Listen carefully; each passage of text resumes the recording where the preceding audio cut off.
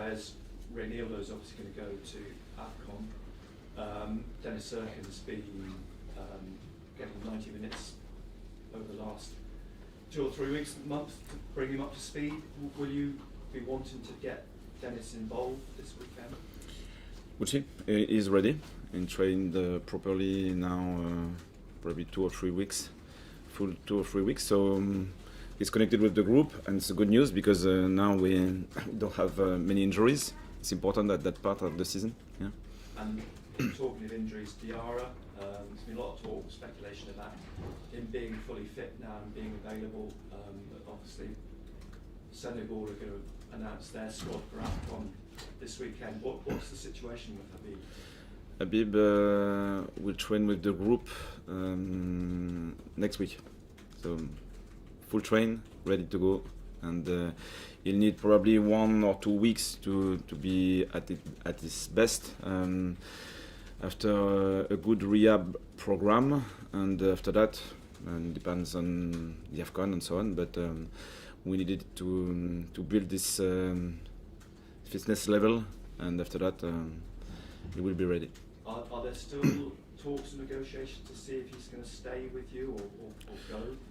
Now the decision is with the national team. If they want to select the player, they can, and it's not our decision.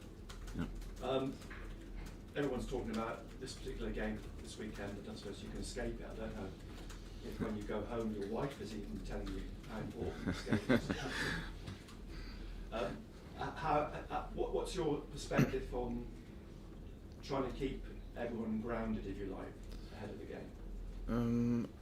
I think probably we'll have 2 different positions. We have our fans and people around the club, and we have our players and the club. For the fans, I think we know that this game is really big, and they are important. It's a really important game. For us, the game is important as well, but we are professional, so we are preparing this fixture. I won't say like another one, but with good commitment, concentration, the right level of energy. We know that it will be an intense game, but the main focus is to find the best version of Sunderland for that fixture.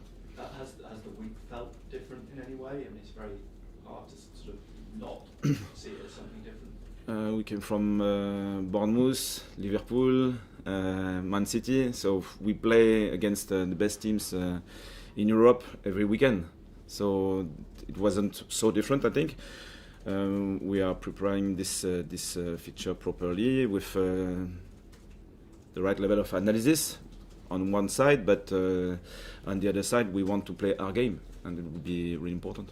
You know all about the atmosphere of the Stadium of Light. It's been excellent so far this season. It's becoming a very difficult place for teams to play. Listening to a few former players who've played in this fixture, they said the noise is so intense, you can't even hear each other on the pitch. Is that something that needs to be managed? How do you deal with that? I think we had good experiences at the Stadium of Light this season. So it was loud, and I expect that it would be louder even against Newcastle. So far the players used this energy really well. To rise the momentum, to push, to change the dynamic of the game what it was needed. So I hope it will be the case once again. And just how important are the fans for you this weekend? I think at home we have this advantage, and we have to take the most of it. So it will be important as usual, I would say. So we play with this energy, and this extra energy can help the project, I would say like that. So when we are connected like that, we have this advantage at home, and we'll try to use it. And lastly from me, a lot of talk about whether you'll play 4 at the back or 5 at the back. Are you? I guess you're not going to want to say.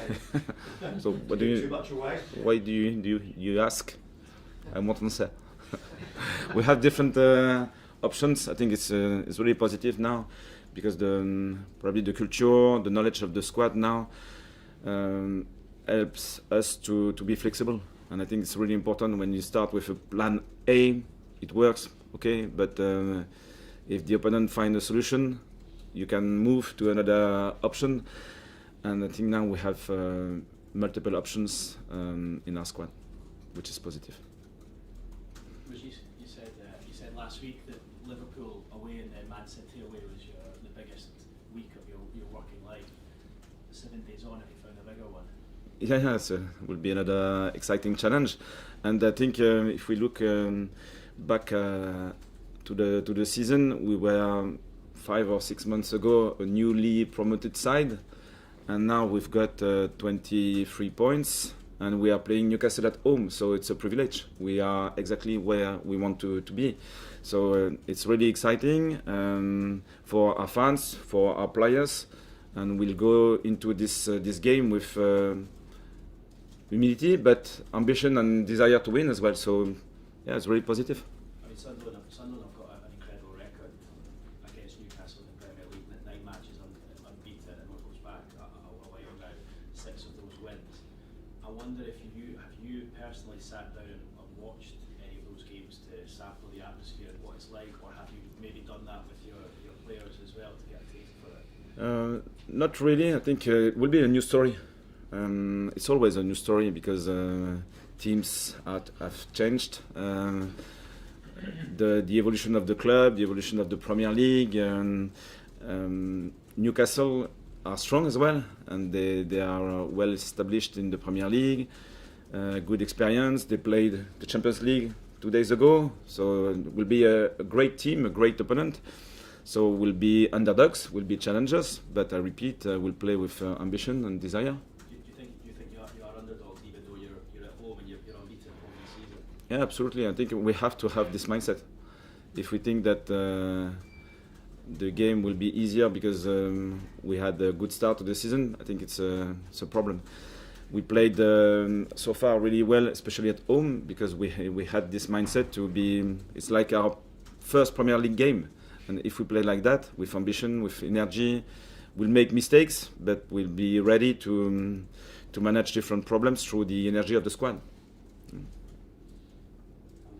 Hi Régis. Who's had the loudest voice in training this week? Who out of the players has been talking the most about this derby? Because they'll be excited. So who's been talking most about it? I think not a specific player, and we know that this fixture is a bit different, and they are just excited to play the game. So I won't say that one specific player was a bit louder. It's more about the energy of the squad. Yeah. When you were kind of learning the tools of management, when you were growing up even, what were your kind of memories of Sunderland against Newcastle, Newcastle against Sunderland in the Premier League? Can you remember any specific memories? Not really. I knew before that it was a big derby, but without a specific example. Yeah. We were speaking to Omar Alderete just yesterday, and he said that there was a few clips, a few videos of the derby being played around the training ground. Do you know this? What clips have been played? Not really, but it's still important for our players to understand the history and to feel that it's really particular and it's really different game. And but I repeat, for us, it's a new story, new game. Football is still unpredictable, and we have to get ready for anything. So if we play our game with our options against a strong side, I repeat, we'll play the game 100% and we'll see the output. You mentioned Newcastle being in the Champions League. Did you watch the game against Leverkusen the other night, and what sort of weaknesses are you looking to try and exploit in Newcastle? Yeah, they are intense, well organized, they have good players, the bench is big as well, so they have a clear identity, so with strength but weaknesses like everyone in this league, so we'll try to exploit some of them, and I hope it will work. Just finally, Nick mentioned the atmosphere and the fans. The fan group This Is Wear-Tyne said that it's going to be their biggest ever display this weekend. I just wanted to know your thoughts on their contributions, their aspect behind creating this atmosphere, at the Stadium of Light, both on Sunday and across the season so far? Yeah, I think I repeat, it's really important for the players when they are on the pitch, because sometimes you can't play the best football for the full league at home, for example. So sometimes when it's a bit flatter, when you have an opportunity, a tackle, a counter press, you go in behind, you flip the pressure and you counter press, and you feel the energy of the crowd behind you. It's totally different. So I think they are aware of the situation, but when you are on the pitch and you feel this energy, I can say that for us and for the opponent, the effect is massive. It's very massive. Yeah. Just one more from me. We always ask players what their kind of pre-match rituals are, what they do in the build-up to a big game.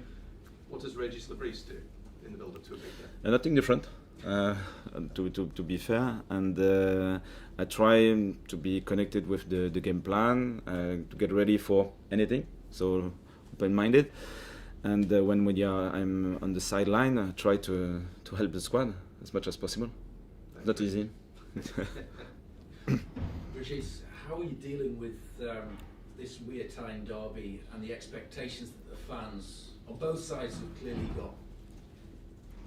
For us, it remains football with 11 players against 11, and 5 players on the bench will help the squad. So we try to stay grounded.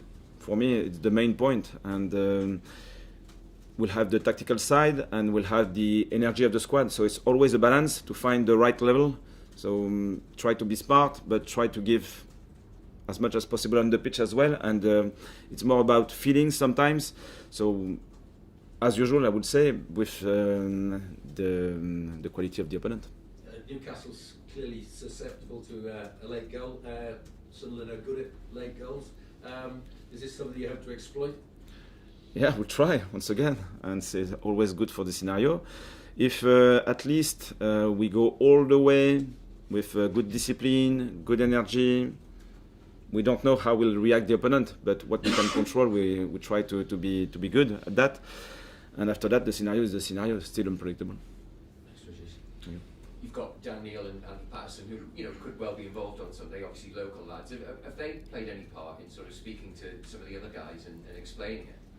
Not really. We had our usual meeting this morning about the opponent, and we kept exactly the same routine. So this is Newcastle, how they build up, how they press, and so on. And after that, go for us and try to be the best version at Sunderland once again. What's your experience of derbies, like the Derby Breton when you were at Lorient? And do you like the atmosphere in those sort of games? Yeah, it was a bit different. It was Lorient-Brest. We won sometimes, we lost sometimes. So it's more around, and I think for the coaches, the manager, we have our focus for the game, and then after the game we lose, we win, we have another game to prepare, so we don't have time to think about it. When it does feel like the volume's almost turned up in games like this, is it still easy to have that focus on just your job and what you're doing? Yes, usually, and because it's our job, so don't get disturbed by the atmosphere. Try to use the best part of the atmosphere to win the game. I think, for example, probably the last one with a really loud atmosphere was against Coventry, and I think it was really tense, really balanced, and this little spark from the crowd helped as well. Régis, aside from tactics and getting the game plan right, will this match be defined by individual battles on the pitch, and do you know sort of who and what will be involved in those moments? Yeah, more or less. We don't know the starting lineup of Newcastle, but they are consistent. 1, 2, 3 changes are still possible, and for us, we were consistent as well. So we always know what will be the duels on the pitch, and it's not always 1v1. It's more 2v2, 3v3s everywhere, and we try to explain their references, their habits, and then to anticipate and to help the players to manage the opportunities and problems.